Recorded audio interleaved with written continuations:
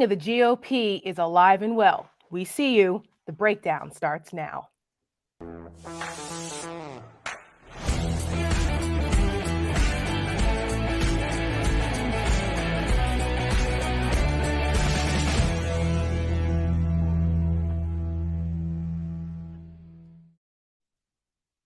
Good evening and welcome to the breakdown. I'm Tara Setmayer. The Rick Wilson is back. Back, bitches. And we've got just me and you hanging out for the show tonight. I love it, actually. I think it's terrific. Yes. I think it's terrific because we've had I was traveling all last week, folks. I mean, literally traveling every day last week. Pounding the pavement. And sometimes it's good to just, get on with my friend Tara and talk through the last 7 days of crazy. And let her rip. Before we do that, though, that's right. It's Tuesday. So what does that mean, Rick? It means last week in the Republican Party. Let's read it, shall we? Roll it. Yes.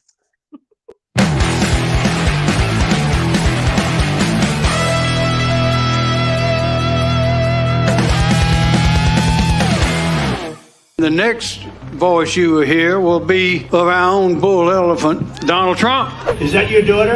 Yeah. You're a good-looking daughter. Here's the states that Donald Trump won for sure. He started talking about how he had actually won the election and how the machines were rigged and that he was actually going to be there for another term, and he was very confident of that. This showed a detachment from reality. Talk about a Judas, 30 pieces of silver for Bill Barr. You're revolting. When, we had in 1917... The Biden administration's response to the invasion of Ukraine is the single most damaging thing any American president has ever done to this country and to the world. Remember that Zelensky is a bum. Down with Ukraine! Ukraine will be destroyed! There'll be a lot of ghosts in Kiev when Russia's through with them. I don't know who's running the federal government these days, Joe Biden or Prince John Prince John. When I walk into a room and I'm up here with Thomas Massey and Matt Gaetz in a room full of truckers, boy, I know I'm in for a good time. First things we need to do when we get up there, fire Fauci. Second thing, get rid of the Department of Federal Education. And third thing, start impeaching Biden and open Hunter Biden's laptop. Fauci. He hated restaurants. We are going to send some America First candidates like Jackson Lawmeyer to the U.S. Senate. Then the House Republicans are going to make Donald Trump Speaker. Joe Biden will be removed by the 25th Amendment because he is non-compos mentis. We will impeach Vice President Harris, and Donald Trump will be restored. And in 2024, we are going to take back that beautiful, beautiful White House. I wonder who will do that. I wonder.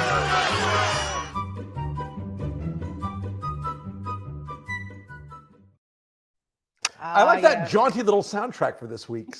Yes. Well, because it feels like that. It didn't have like the hard rock one. It was just like everything was so quirky this week. It felt like a little bit of a circus theme, but not too circusy. Because as you know, I don't like too circusy.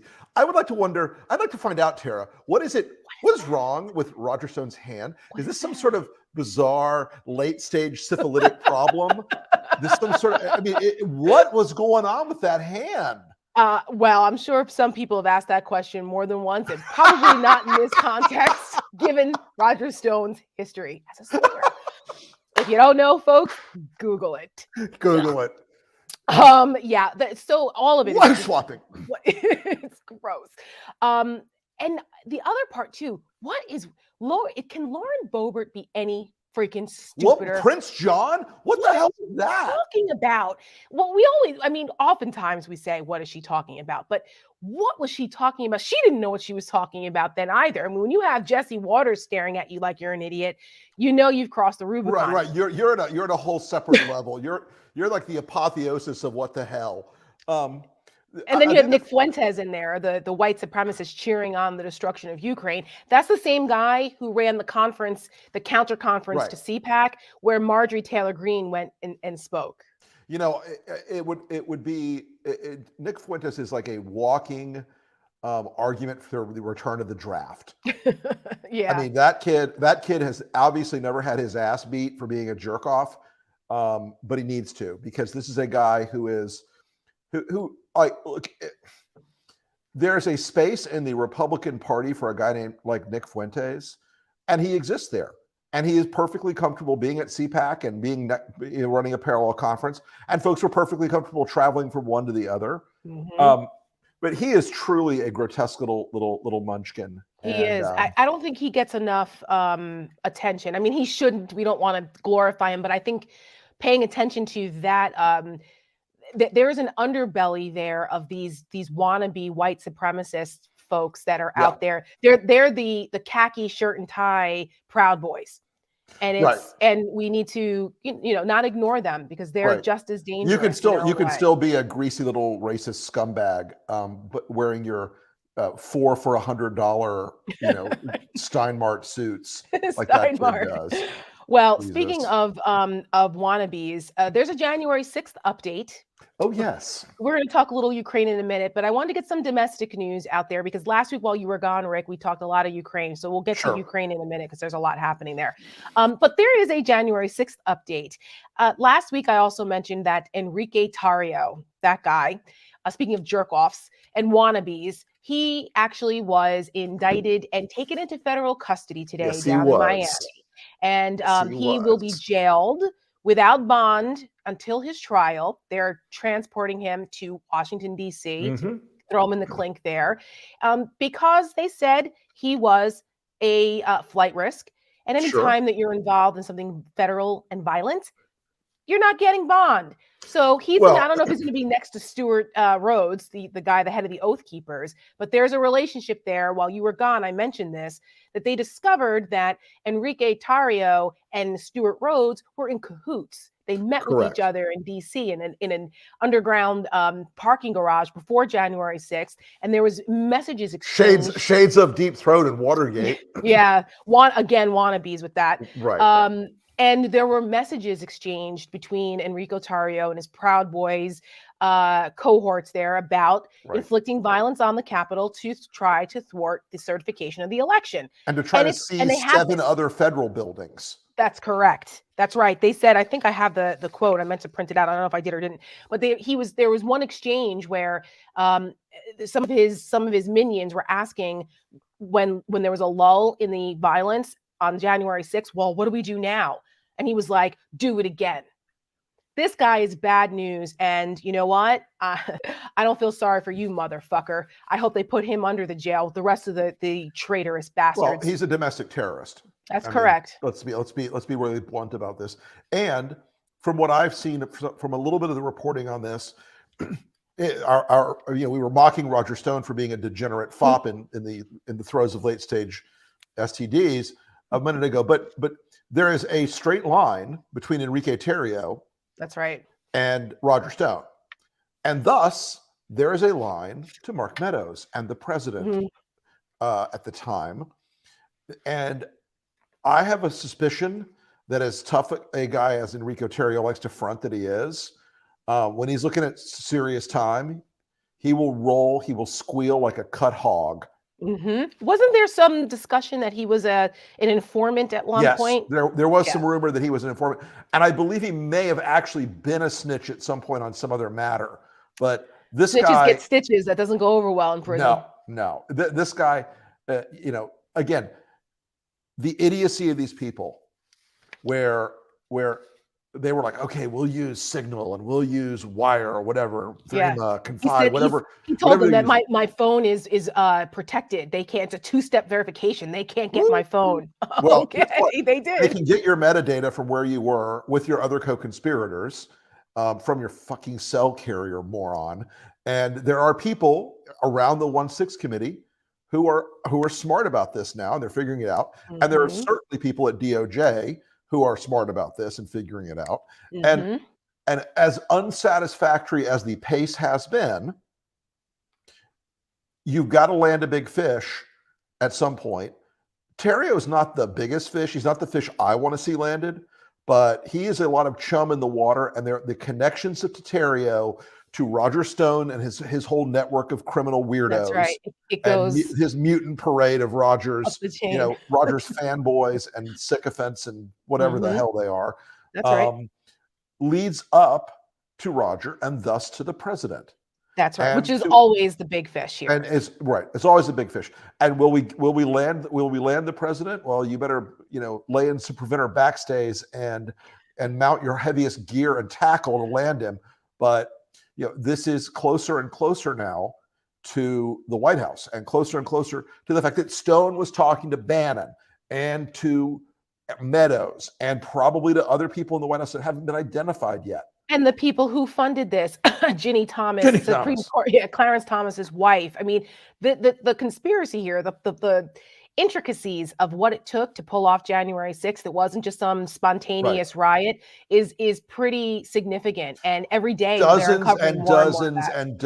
of chartered buses bringing people to the city. Charlie Kirk, Turning Point USA, and all of that. Those tentacles are long. Right. All these things that add together into a pattern of people seeking to engage in an illegal activity. It's almost, now ride with me here, Tara. It's almost as if it's an ongoing criminal enterprise and a conspiracy. It's almost that way. Now, I'm no lawyer, as everyone knows, but I've read a thing or two about conspiracies. And here we are. And when you elect a wannabe crime boss as president of the United States, what the hell do you think is going to happen? He's not going to run a nunnery. No. I found the quote from the U.S. attorney about Tarrio. There's overwhelming evidence that Tarrio organized a plot to corruptly obstruct, influence, and impede the certification of the Electoral College vote, an offense that strikes the heart of our democracy. When Congress's proceedings were still suspended on January 6th, Tarrio posted to other members of the Proud Boys, quote, "They'll fear us doing it again," prosecutor said. When a member asked, "So what do we do now?" he allegedly answered at 4:14 p.m., "Do it again." This is while our law enforcement officers were getting their asses beat and overrun by these assholes and breaking into Congress, and members of Congress were sheltering in place, worried about their lives. The vice president was hiding in a parking structure underneath the Capitol. That's right. And, this is what this guy was doing. So, like I said, no sympathy for you. Let justice prevail here, and for our law enforcement officers too, to get some justice, get these bastards in jail. All right, enough about January 6th. That's our little update on that. Let's go to, we're so sick of being right.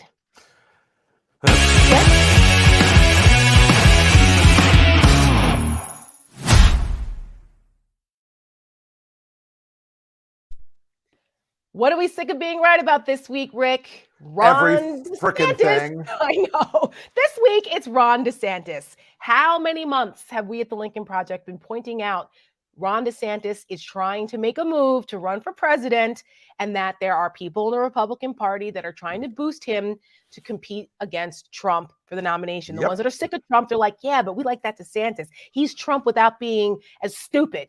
Well, guess who just wrote a piece about it? Your friend Rich Lowry. Our good friend Rich Lowry, somehow trying to dig through that giant Everest-sized mountain of manure that the Republican Party has become and find that pony underneath. Someday he'll find the pony.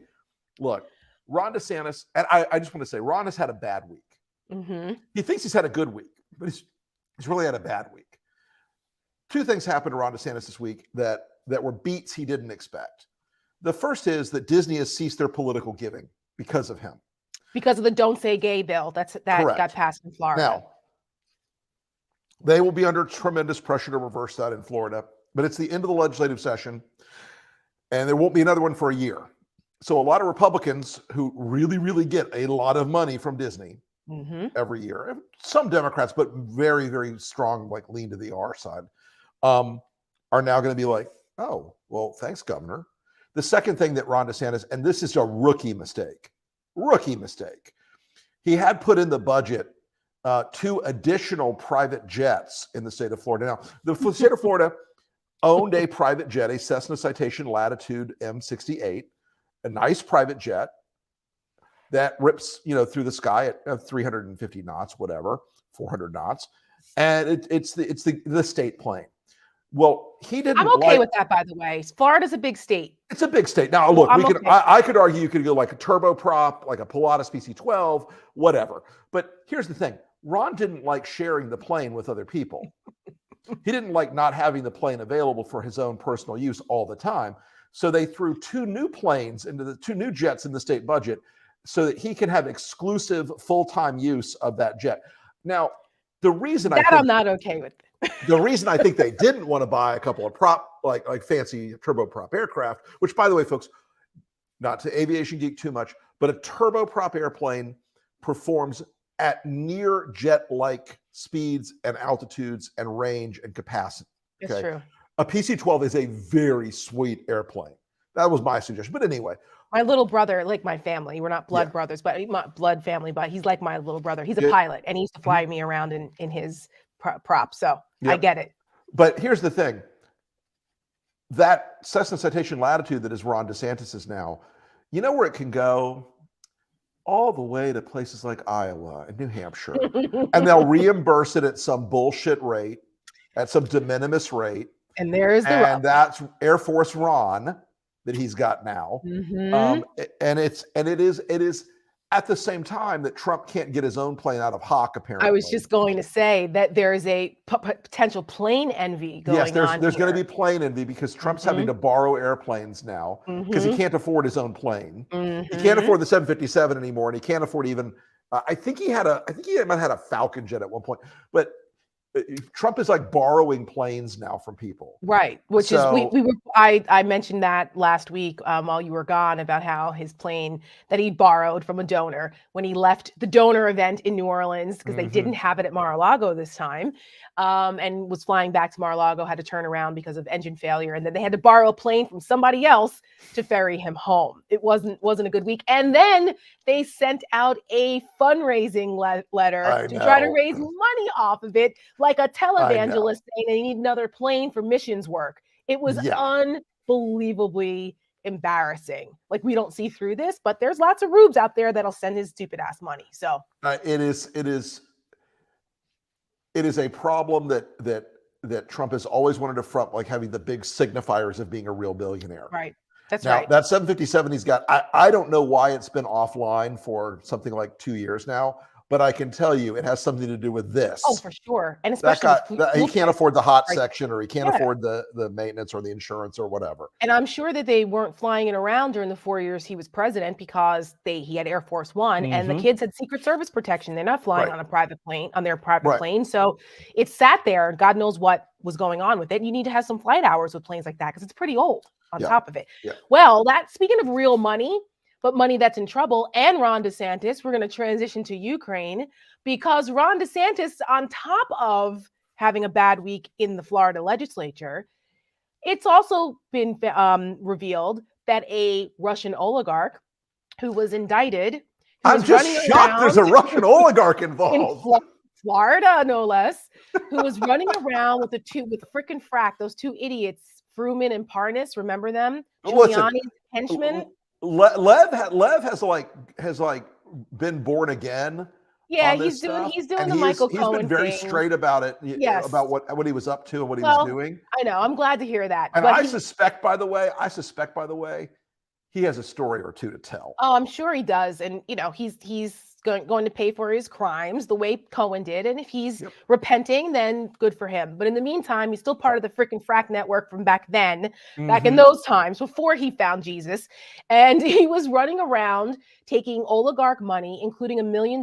They set up a fake company so they could disperse this money to various Trump PACs and candidates like Ron DeSantis. Now, in 2019, Ron DeSantis had to give $50,000 of this money back. So this wasn't news, right, then. But what is news is that this guy, his name is Andrei Muravyev, was also indicted in a superseding indictment with Parnas and Fruman. So we didn't know that. His business, it's a weed business. Right, cannabis. So what they said was, here's the rub. They said that they were using this money to help get licenses for a cannabis business. Sure. What they don't understand is that Matt Gaetz controls the cannabis business in Florida. Matt Gaetz and his allies for a long time controlled. I'm not exaggerating. I know. They controlled the entire licensing system of it. And Matt is an investor in a major cannabis company. It's so strange that he while he was in the legislature, he helped set up the licensing system and then got one of the very few licenses that was available. I am amazed by that. That is just such a coincidence. The grift is it's never ending with these I tell people this all the time, pound for pound, Florida is more corrupt than any other place in this country. It's more corrupt than New Orleans. You think it's more corrupt than New Jersey? Absolutely. Okay. 100%. All right. 100%. I mean, Florida hasn't had like multiple governors indicted for one thing or another, resigned in a while. I mean, senators. That's just because we have low standards, Tara. Right. I mean, I love my home state, but good grief. I mean, we had a rough go of it there for a couple of years in the 90s and 2000s. Well, speaking of, did actually. It was like hot and cold running governors for a while. Yes, it was a rough go of it. McGreevy and all, it was nuts. Anyway, and so did New York. I mean, around the same time, I don't know what was happening, but anyway, well, there's more on the oligarch front besides just what happened there with Mr. DeSantis. Rick, we've donned the Rick Wilson doctrine. It is the Wilson doctrine. Let's go after the oligarchs and seize all their shit doctrine, which has been going on for the last 2 weeks. And they've been nailing a lot of them. And one of them is Roman Abramovich, who owns the Chelsea Football Club. He also owns 2 mega yachts. I think one of them is one of the largest yachts in the world. One's like 430 something feet. The other one's 500 and something feet. Ridiculous. They're like worth $1 billion combined. His yachts are there. They don't know where they are. One's in the Med. One's in the Med. I think one is somewhere in Montenegro or somewhere. One's in the Med, headed to Montenegro. I think the other's in the Maldives or something. They're the funny thing about it is they're like trying to evade authorities because the Italians seized somebody else's yacht. The Spanish took one today. The Spanish took another. So they are actually seizing them so that they cannot get on them, can't use them, and they could potentially turn them around and sell them off or use them to house refugees, whatever. So folks, he's trying to evade that. People thought I was joking when I said you have to seize the yachts and their private planes and their houses in London and Miami and New York and everything else. Because look, these guys love the lives they are able to have in the West. That's correct. And here's how they do it. They keep their families in London. They keep their business ties, their banking in London and in New York. They keep their girlfriends in Miami. They keep their yachts on the move all the time. I mean, Gustavia Harbor, this winter, you could have walked deck to deck on 100 different Russian oligarch and super wealthy Russian criminal yachts. Monaco also. And Monaco's cracked down. And the Gustavia, the joke is like, oh, a 290-foot yacht, that's trash. Right. That's right. That's exactly right. It's insane. Have you ever been to Monaco? No, never been to Monaco. My husband and I went to Monaco in 2019 as part of our annual anniversary trip. We go to Italy usually, and we were able to do the south of France as well and just hop on over to Monaco. Sure. It is insane. Oh, yeah. I've never seen anything like that. I mean, you look at those yachts on Instagram and you're like, wow, it is unspeakably decadent when you see them in person. It's quite unbelievable. And the majority of them are all Russian owned. It's insane. And I didn't realize they didn't have just one of these 500 footers. They have, there's a lot. There's a lot. Or one. And this guy, Abramovich, so he's been trying to sell off Chelsea because he knew the sanctions were coming. He's trying to sell off his London real estate. He has a $275 million mansion in the Kensington I've just been told area. Abramovich's other yacht is back in Russia. Oh, wow. And his jets are headed back also. I believe he's been summoned to the Home Office. Right, because Israel kicked him out, the jets out of Israel. So he's not a happy camper. And neither is another one, Deripaska. Now, that name I bring up again because he has ties to Manafort. Remember Paul Manafort, who worked for years in Ukraine with all the corrupt folks? Deripaska millions of dollars. $18 million. Yep. And he was the one that was feeding him information about the Trump campaign in 2016. And the intelligence services have determined that Deripaska is a Russian intelligence asset. That's the problem. Stay with me, folks. It's all tied together. So Deripaska has also been sanctioned. And I don't know if you've heard about these occupiers that are squatting in a mansion in London. It's Deripaska's. So he's not happy. He's another one. So these guys, they're one by one, all of these oligarchs, they're starting to pay the price. And the hope is that they will put some pressure on Putin to cut this shit out in Ukraine, because they, like you said, like their lives in the West. And now it's messing with their money. Whether they listen or not, how long will it take? How much suffering before there's some movement here? I'm not sure, but I'm glad to see that the U.S. government and Western governments are putting the squeeze on these bastards. Yeah, and I think the solidarity that has been throughout most of the world community, except for the usual suspects, right, is enormously gratifying. And I think, I think the irony of this thing is the oligarchs exist in this netherworld, this sort of demimonde of the klept, and they're able to use Western rule of law, Western attorneys, PR firms, all these different apparatuses, apparatchiks, all the different apparatus of the Western countries to exploit their wealth and their position in a way that protects them from political consequence. Well, they're having political consequence. Finally. Because Europe is hanging together with the US and Canada,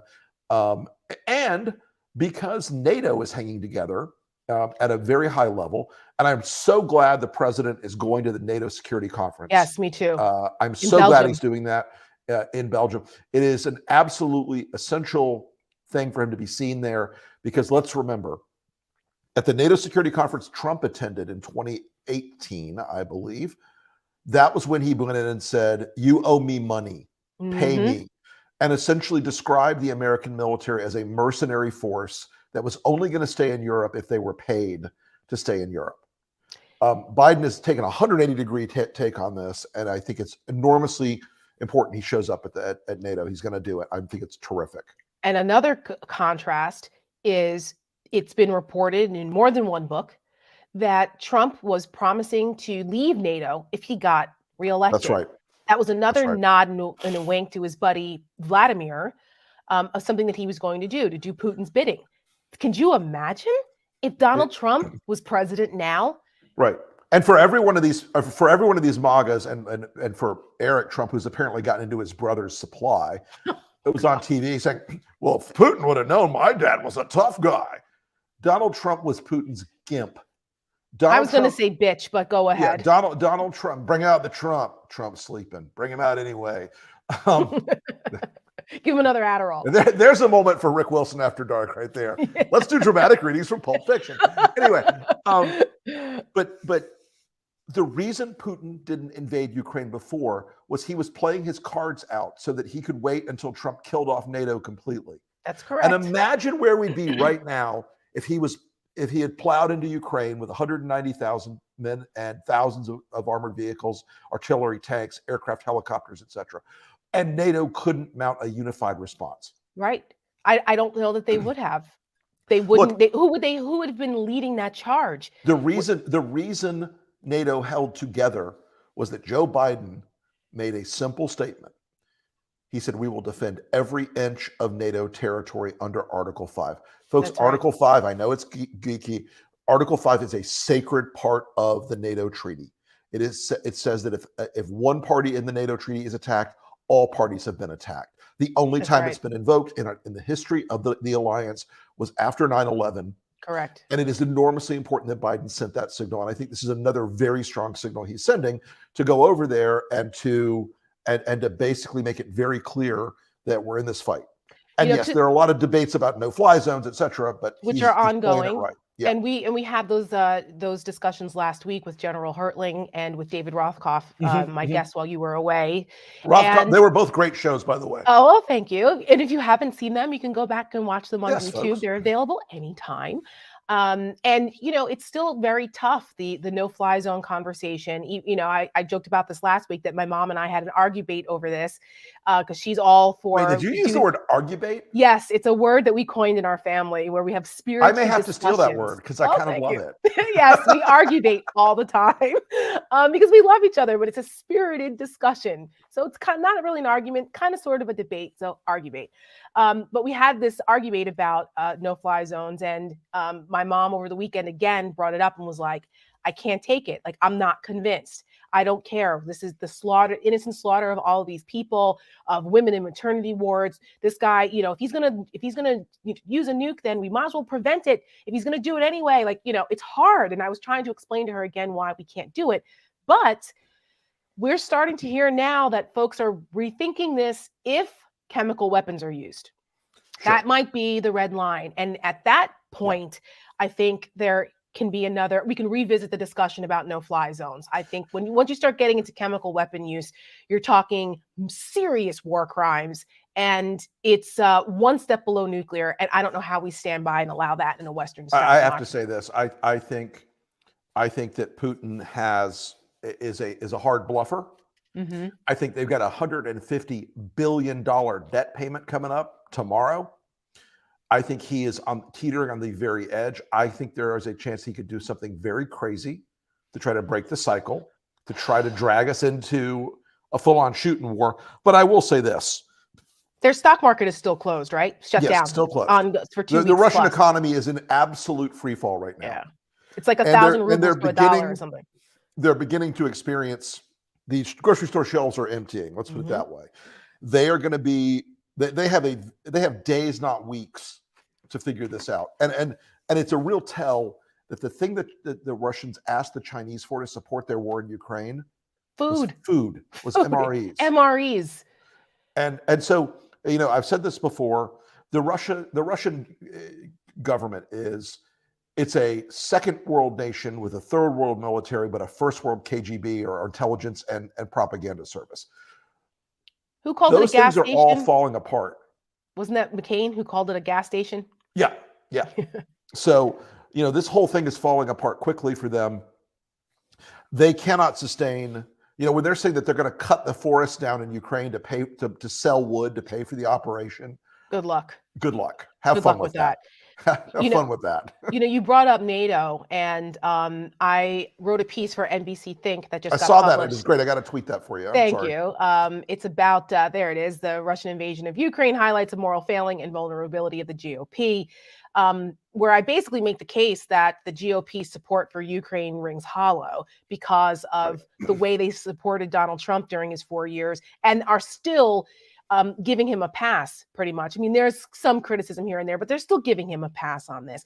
And one of the examples that I use is Tom Cotton, another 2024 wannabe, gave a speech last week at the Reagan Library of all places, trying to compare Trump to Reagan again. And I'm like, again with this, stop doing it. This. Right. I'm like, stop it. The only time they trot out the Reagan comparisons is when they know they're in trouble because they have a Putin problem in the Republican Party and Trump is the number one problem. He's the head of the Putin fan club here.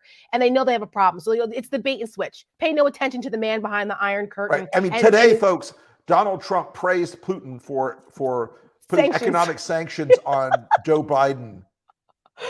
And Joe Biden and Hillary Clinton and Hunter Biden, and they think this is like, it's like, yeah, Putin's only the libs, man. It's insane. They're cheerleading Putin, and Trump is the head cheerleader. It's insane.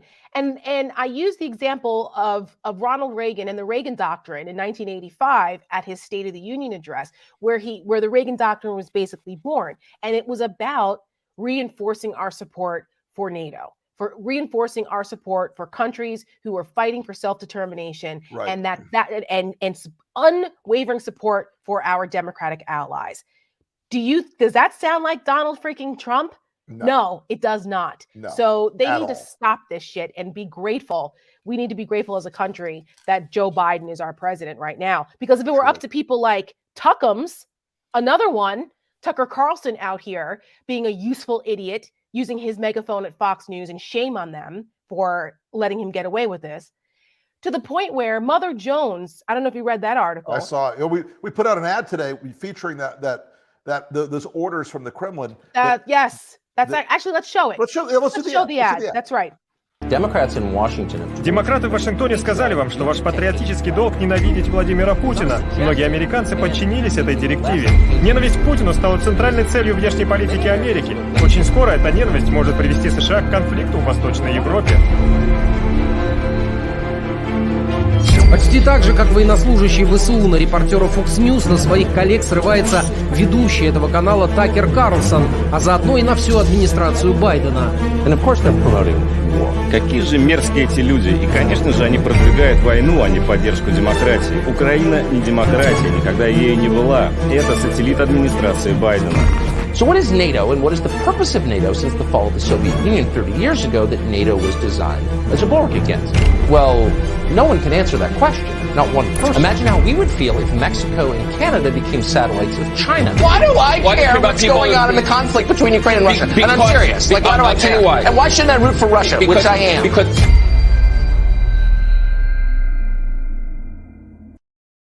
You know, Tara, I want to say one thing about Tucker right now. And I think this is something that we are not kind to Fox News on this channel with our organization. But I want to take a moment and just offer up prayers for the families of the Fox journalists who were not commentators, who were not Tuckers, who were not people that are part of the crazy matrix of conspiracy and whatnot, who were killed today and yesterday in Ukraine. At least 2, from my understanding, who were killed by Vladimir Putin's forces in Ukraine today. That's right. And they were killed because they're trying to cover a war that was started by Vladimir Putin, that is supported by the leading talent on their network. And I think it's a tragedy. I wish their families great comfort and solace, and we'll pray for them, because this is a war without mercy. It is a war built on cruelty. As all wars are to some degree, but this war is specifically built to harm civilians. And these reporters who play a vital role, whether they're from Fox or anywhere else, in covering the attack on Ukraine, they were killed by Putin's forces today. And I hope someone at Fox thinks about it for 5 seconds tonight and wonders if their sacrifice is being insulted by Tucker Carlson being on their air, praising the man who ordered the deaths of civilians and who indirectly killed those folks. Amen to that. You beat me to the punch on that. Sorry, I've been thinking about it all day long. You said it way more eloquently than I could have, because I was thinking about that, about how you have, on the one hand, you have Tucker Carlson becoming a useful idiot mouthpiece for the Kremlin, where Mother Jones received a leaked memo from the Kremlin, where he's now must-see TV for Putin's goons. They're telling Putin's people are telling the government-run media agencies to make sure they run more Tucker Carlson because he's towing their line so much. And then you have these brave journalists who are out there on the ground trying to bring news, report the news for Fox News, putting their lives on the line and losing their lives in order to do it. It's dishonoring their memory. It dishonors the profession. But what is Fox News going to do about it? Is this the wake-up call? Blood is actually being shed now. I don't know. Probably not. Probably not. Right, which is very, very sad about it. But I will say, Representative Adam Kinzinger is a stand-up guy in this, because Tucker Carlson's been trying to get him to go on a show, and Adam Kinzinger told him to kick rocks. He said, that's right. He was like, I'm not going on your propaganda show. And he put out a video explaining why he's not going on there. And of course, he was attacked for it. But good for him. I don't see any other Republicans coming out. All of these Republicans with their blue and yellow Ukrainian flag lapel pins and waving their Ukrainian flag, saying how much they stand with the Ukrainian people. But guess what? I bet you they still go on Tucker Carlson's freaking show. Of course they would. What a bunch of hypocrites. He's the most powerful voice in the Republican Party aside from Donald Trump. Which is it just burns my ass to Obscene. Tucker freaking Carlson. The guy with the bow ties. Remember him? That Tucker Carlson? Yes, I do. Who believed in nothing, who was a total freaking nihilist. And still is. And still is. But getting paid lots of money and has a bigger megaphone. And now he's the voice of the Kremlin as they're slaughtering innocent Ukrainians. It's disgusting. And I want to end on someone, though, who is not disgusting and who has demonstrated bravery. the woman, the producer at the Channel 1 Russian state media organization, I'm sure folks have heard about this, she bravely interrupted their live TV broadcast with a sign protesting the war. Yep. And it got broadcast. I think that station is something like 250 million people have broadcast out to. It's like the #1 Russian station. Yep. They arrested her right away. Now we all know that Putin, they passed the Duma passed this stupid law about you can't say anything against this war or that it's an invasion. You can get up to special 15 military years. operation. Right. You can get up to 15 years in the gulag there. So she did this after that, knowing the consequences she could face by doing this, because her father was Ukrainian and her mother's Russian. And she apologized in a video before she did it that she posted and said, I'm so sorry that I was, as a producer, that I've been a part of this propaganda for so many years. We should have stood up and did something about it in 2014 when they took over Crimea. And this was her way of trying to do something about it now and rallying the Russian people.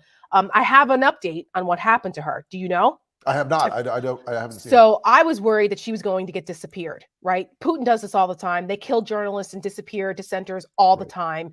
And I was like, my God, this woman might have given up her life to do this. Well, I'm happy to say that she appeared in court and they only fined her like $280 American. I don't know what that is. And it's probably like 10,000 rubles now, but that was it. They only charged her with an administrative offense. Well, that I think the only reason that happened, that's great news. The only reason that happened is the world turned their eye onto this. Yes. And it was one more thing, one more level of pain that Putin calculated that was too expensive.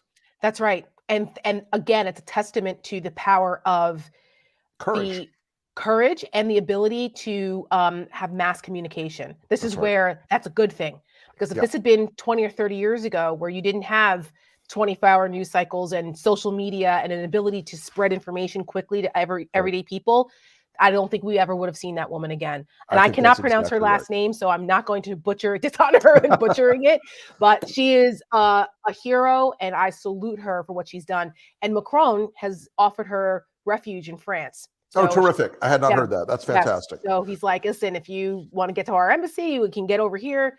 You're safe with us. So kudos to him for that. Good. Well, yeah. Tucker we have Carlson, a great guest on Thursday, folks. Yes. And the Tucker Carlson stuff, we're going to keep an eye on this because he's really going off the deep end between the pro-Putin stuff. He's spreading these biolab conspiracy theories, this QAnon nonsense. Him and Tulsi Gabbard. Let me tell you, the Tulsi Gabbard and Glenn Greenwald and Steve Bannon and Dan Bongino, all these other people, and Tucker spreading the biolabs thing. I want to tell you the simple reason, folks, then we'll let you go. It doesn't exist, by the way. The simple reason that they're doing this is they want you to turn your eyes away from the fact that 100 children have been murdered by Russian artillery. They want you to turn your eyes away from the fact that the Russians are bombing with cruise missiles and aerial bombardment, not military facilities or Ukrainian armed forces. They're bombing apartment buildings and hospitals and schools. They are absolutely out of control. They want you to look away from that. And that's right. You do yourself a service by not letting them distract you. That's right, because Abe is watching. And as we end the show tonight, previewing Thursday, we're going to talk more about the oligarch situation and how this is impacting things with Bill Browder. Bill Browder is the guy behind the Magnitsky Act. Yep.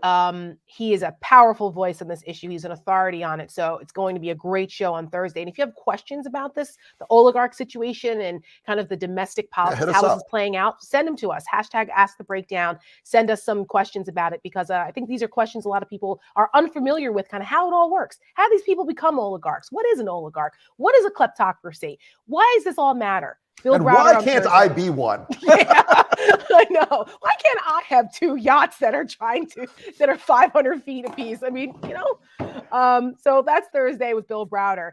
And another thing we've got coming up, we're busy here at the Lincoln Project.